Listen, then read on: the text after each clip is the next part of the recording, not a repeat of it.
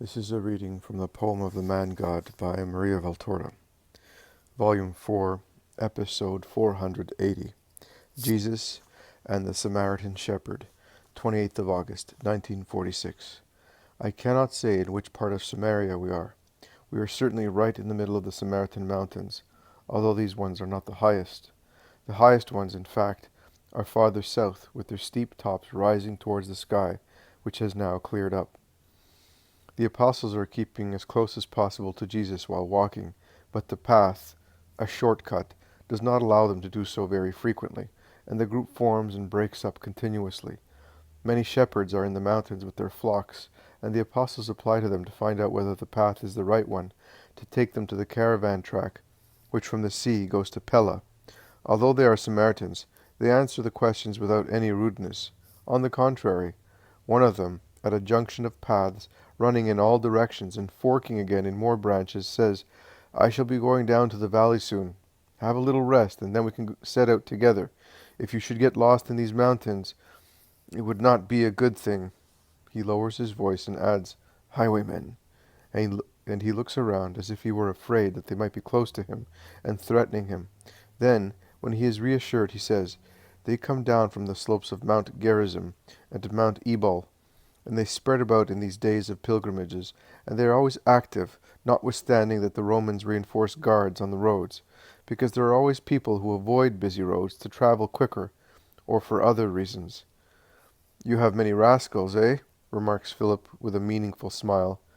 "You, a Galilean, do you think that they are Samaritans?" replies the shepherd resentfully. The Iscariot intervenes as he feels that it is his duty to avoid every unpleasant incident, as he was the promoter of the change of itinerary, and he says, No, it is because people know that you are hospitable, and thus those who have done evil deeds elsewhere come here, seeking shelter. It is as if the whole place were a city of refuge. Evildoers know very well that nobody, Galileans or Judeans, would follow them here, and they take advantage of that, and nature assists them as well. All these mountains. Ah, I thought that you were considering the mountains, of course, serve their purpose, the two highest ones particularly. Yes, but how many come from the Adumin mountains and from the gorge of Ephraim? They belong to all races, eh? And the Roman soldiers are shrewd. They do not go to dislodge them. Only snakes and eagles are aware of their dens and can reach them, and dreadful things are reported. But sit down, I will give you some milk. I am a Samaritan, but I know the Pentateuch as well, and I do not offend those who do not offend me. You do not offend, and yet you are Galileans and Judeans. But they say that a prophet has risen to teach us how to love one another. If I did not consider that, according to the scribes and Pharisees of Israel, we are cursed, so they say, I would say that the great prophets who loved us, although we are Samaritans, have come back in him, as some people say, to love once again, but I do not believe it. Here's the milk. But I would like to meet that prophet. They say that the other prophet, the one who took refuge at our borders and whom we did not betray, those who insult us ought to remember that, said that this prophet is greater than Elijah. He called him the Lamb of God, the Christ. And some Samaritans from Shechem spoke to him, and they now tell great things of him. And many people have gone to the main roads waiting for him, because they think that he may pass there. Nay, it is the first time that it happened. Also some Judeans, Pharisees, and doctors have questioned us in every town, saying that if we see him, we should run ahead of him to tell them that he is arriving, because they want to give him a great welcome." The apostles look at one another stealthily, but they wisely remain silent. Judas, with his bright, dark eyes full of triumphant light, seems to be saying, "Have you heard that? Are you now convinced that I was right?" The shepherd continues to speak. "You certainly know him. Where do you come from?" "From Upper Galilee," replies Judas at once. "Ah, you are. No, you are not Galilean." "We come from all places. We went on pilgrimages to the tombs of the doctors." "Ah, perhaps you are disciples. But this man is not a rabbi," he says, pointing at Jesus. "We are disciples, you are right. Yes, this man is a rabbi, but you know that one rabbi differs from another." "I know. He is certainly young, and he has still much to learn from the great doctors of your temple." And there is a touch of contempt in the possessive adjective. But Judas, who is always ready to answer back, is wonderfully submissive. The others do not speak. Jesus looks absorbed in thought, so the pungent remark provokes no reply. Judas, in fact, says, smiling, "He is very young indeed, but he is the wisest of us all." And to put an end to the conversation, which might become dangerous, he says, "Have you to stay here much longer? Because we would like to be down in the valley by night." "No, I'm coming. I shall gather the sheep and come." "All right. In the meantime, we shall move on." And he stands up with the others and takes to the path at once.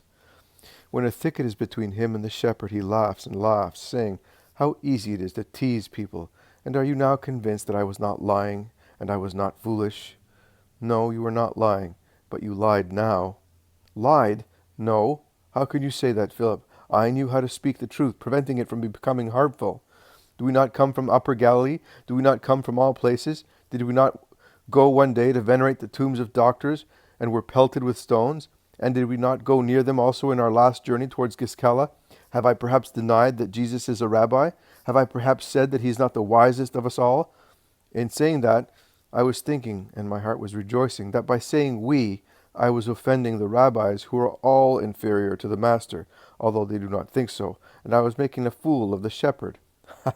One must know how to say things, and one can say everything without sinning and without causing any harm. Judas of Alphaeus makes a grimace of disgust and says, "As far as I'm concerned, it is still a lie." "Of course, I did it. But did you hear him, eh? They put aside prejudices, disgust, arrogance, in order to tell Samaritans to inform them of the passage of the Master, so that they might welcome him at the borders. Ah, what a welcome! Welcome! They also thought and spoke of something true while lying. Judas of Kerioth is right," says Thomas. Jesus turns round and says, "Yes, their words were deceitful and hateful, but to say one thing for another, even if for a good purpose, is always blameworthy. Do you think that the Lord needs such behavior to protect his Messiah? Do not lie any more, not even for a good purpose. The mind becomes accustomed to imagining lies, and lips to utter them. No, Judas, avoid being insincere." "I will, Master, but let us be quiet now. The shepherd is running to join us." In fact, the shepherd arrives pushing forward his sheep, which, feeling the fold close at hand, begin to run with their shambling gait, bleating, shoving one another, forcing their way through the apostles, whom they almost sweep away. He is followed by the young shepherd and the dog, and he stops only when, with the help of the boy and the dog, he succeeds in holding back the sheep, gathering them together, so that they may not scatter about or go to the valley by themselves. "They are the most stupid animals on the earth, but they are so useful," he says, wiping his perspiration. And he adds with a sigh, if Reuben were still here. But with this boy only, he shakes his head, going down behind his sheep, which the dog and the boy at the head of the flock are keeping together. And talking to himself, he says, "If I knew where to find that prophet, although I am a Samaritan, I would speak to him." "And what would you say to him?" asks Jesus. "I would say, I had a wife as good as mountain water is to a thirsty man, and the Most High took her from me. I had a daughter as good as her mother. A Roman saw her and wanted to marry her, and took her away. I had my firstborn son, and he was everything to me. He slid down the mountain one rainy day and broke his back, and is motionless. And now he has been taken ill as well with an internal disease, and the doctors say that he will die. I am not going to ask you why the Eternal Father punished me, but I beg you to cure my son." "And do you believe that he could cure him for you?" "I certainly believe it, but I shall never see him." "Why are you so sure?" "He is not a Samaritan. He is a just man. He is the Son of God, so they say." "You, in your fathers, offended God." "That is true, but it is also said that God will forgive the sin of man by sending the Redeemer. This promise can be read in the Pentateuch next to the condemnation of Adam and Eve, and the book repeats it several times. If he forgives that sin, will he not have mercy on me, who am not guilty of being born a Samaritan? I think that if the Messiah heard of my grief, he would feel pity for me." Jesus smiles but does not say anything. Also the apostles smile meaningly, which, however, is not noticed by the shepherd. "So, is that boy not your son?" asks Jesus. "No, he is the son of a widow who has 7 sons and lives in poverty. I have taken him as an assistant and a son, so that I shall not be left alone when Reuben is in his grave." And he sighs. "But if your son should recover, what would you do with this one?" I would keep him. He is good, and I feel sorry for him." He lowers his voice, saying, "He does not know, but his father died on the galleys." What had he done to deserve that? Nothing deliberately, but his cart ran over a drunk soldier, and was accused of doing it deliberately. How do you know that he is dead? Oh, one does not survive long at the oar, but definite news was given to us by a merchant of Samaria, who had seen his dead body being removed from the shackles and thrown into the sea beyond the pillars. And you would really keep him with you? I am quite prepared to swear it.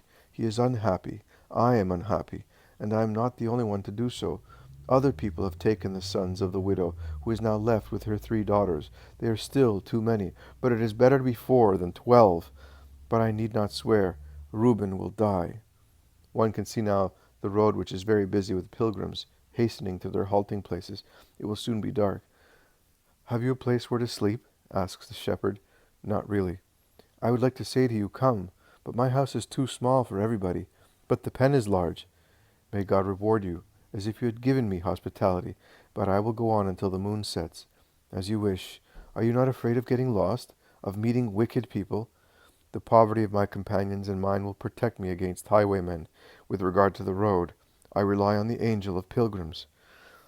I must go to the front of the herd. The boy does not yet know, and the road is full of carts, and he runs ahead to lead the sheep safely." "Master, the worst is coming now. We have to cover a stretch of road among people," whisper the apostles.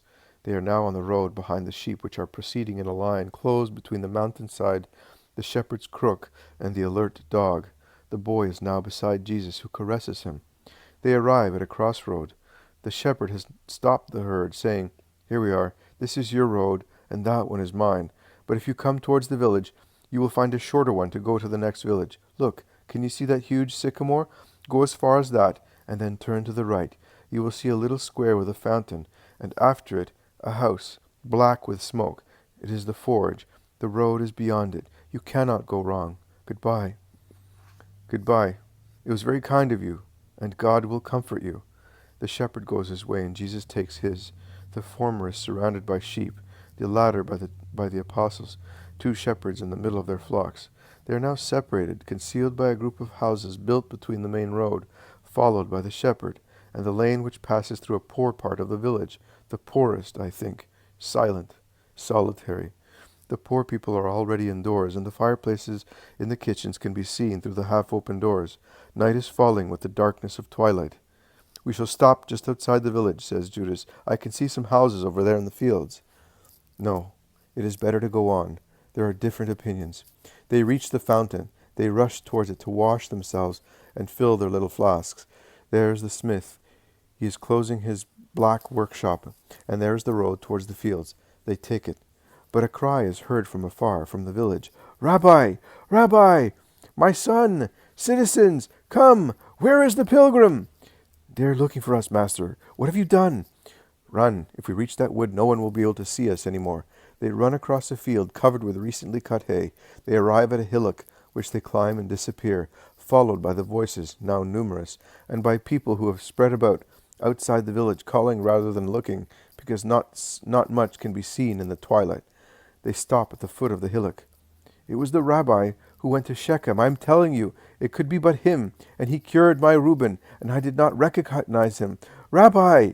Rabbi! Rabbi! Allow me to worship you. Tell me where you are hidden." Only the echo replies, and it seems to say, "Abbai, Abbai, Abbai," and to change the last word into heaven. "But he cannot be far," says the forger. "He passed in front of me shortly before you arrived. And yet he is not here. See, there is nobody on the road. He was to take this one. Will he be in the wood?" "No, he was in a hurry." Then he seeks help from his dog. "Find them! Find them!" And for a moment the dog seems to be able to discover the hiding place, because it makes for the wood after sniffing at the meadow. Then the animal stops, perplexed, with one paw lifted up, its muzzle in the air. Then, disappointed but I do not know what, it starts off in the opposite direction, barking, and the people run after it. "Oh, blessed be the Lord!" exclaim the apostles with sighs of relief, and they cannot help saying to the Master, "But what have you done, Lord?" And they almost reproach him for doing it.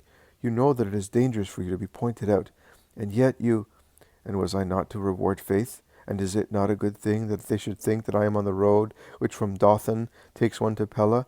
Do you perhaps no longer want them to have no clear idea about anything? That is true, you are right. But if the dog found you out? Oh, Simon, and do you think that he who imposes his will also from a distance on diseases and elements and drives out demons is not able to impose it on an animal? Now, let us try to reach the road beyond the bend, and they will not be able to see us any more. Let us go. And they proceed almost gropingly through the thicket on the hill until they get back to the road, a small road, all white in the light of the rising moon, and far from the village, now completely concealed by the hill.